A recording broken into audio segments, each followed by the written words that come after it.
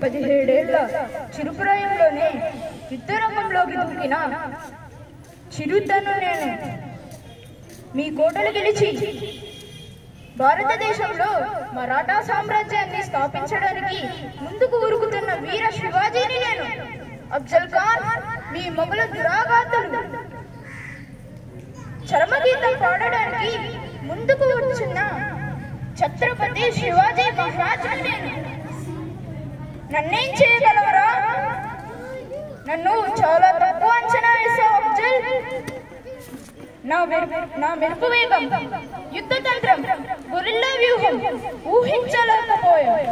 అందుకే సంధికి పిలిచి నా ప్రాణాలు తీయాలనుకున్నా. అది నీ తరంగాలు. ఛత్రపతి అంటే వీరత్వానికి ప్రతీక.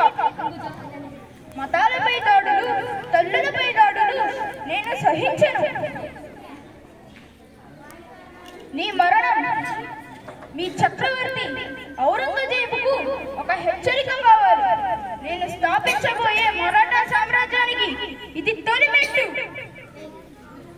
నా భారతదేశం పరమత సహనానికి ప్రతీక.